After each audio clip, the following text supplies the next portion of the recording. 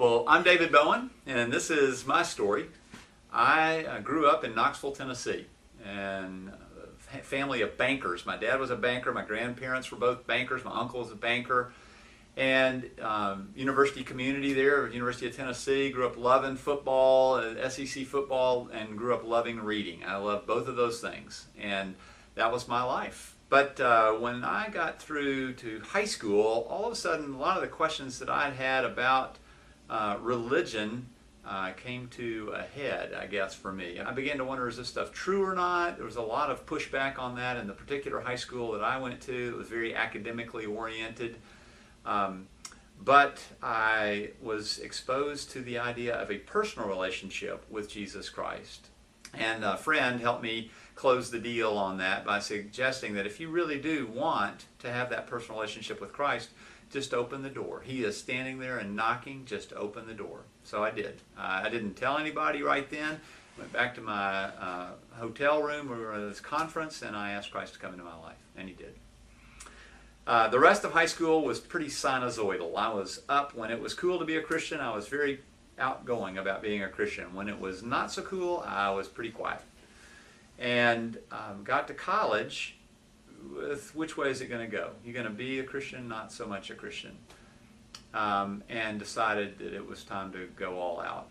Taught and coached for 2 years out of college, then decided to go to seminary. Not sure I wanted to be a minister, but wanting to learn more about the answers to questions that I had. I needed to know the Bible better, so I went off to just get my questions answered. And during seminary, got a good picture of what the church was supposed to be like, what the ministry should be like, even though maybe that hadn't been what it was in my experience. And that made me realize I think Christ is calling me to be a full-time pastor-teacher, a minister of the gospel of the Lord Jesus in a local church. So I went back once again to my hometown of Knoxville, Tennessee to be an assistant minister at a church that I had been part of earlier, and that was a great 2-year period. I learned a lot about ministry and decided it was time either to go back and get a PhD or forget it, because with getting married and kids and everything, there just wouldn't be another opportunity. So I went to get a PhD at Vanderbilt in the history of Christian thought and focused on the church, because I had all these questions about the church. I'd come to know Christ really through parachurch ministries, and the church wasn't always what I'd hoped it would be, and so I really wanted to study the theory of the church.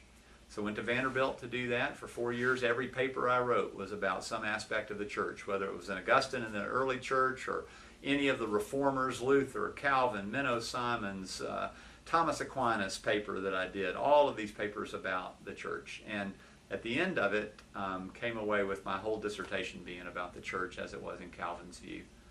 And then it was time to, put it into practice. You've studied all this forever and ever. Now how are you going to go put it into practice? A friend of mine said, you ought to plant a church. And I thought, don't think so. I don't think I can do that. Go door to door and knock on doors and say, do you have a church? No? Well, come to my church. It's like, I can't do that. I said, that's not what it's like.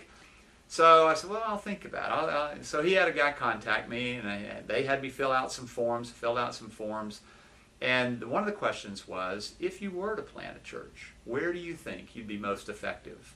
I think I would be most effective in a university town in the southeastern United States, in or near a major metropolitan area. And so for 24 years, we've been building the Church of the Good Shepherd to worship the shepherd, feed the flock, and seek the lost on the northwest side of the Research Triangle. I think this seemed like such a great fit for me because my background growing up was this academic, business, and professional community, and they were constantly giving flack to gospel preaching ministers as being culturally just very crude, insensitive, wearing stupid clothes, yelling at the camera, asking for money all the time. So I thought, we got to do this in a way that is culturally sensitive, but we also have to answer people's questions well too, and to give thoughtful answers to questions. So God had used a particular verse in my life several times to bring me back to Knoxville, Tennessee, back to the southeast from Chicago and different places, and He did it again. The verse was for the man who had been healed by Jesus from all the demons that were in him, and that man wanted to go anywhere Jesus went. He said, please, I'll follow you anywhere. And Jesus said to him, I want you to go home and tell what great things God has done for you. So I think God sent me back to people like me to try to tell them in a culturally sensitive way, this is what the gospel is, without the interference, the radio static, can't hear the gospel because of all the static, to try to put it into a context that they would understand.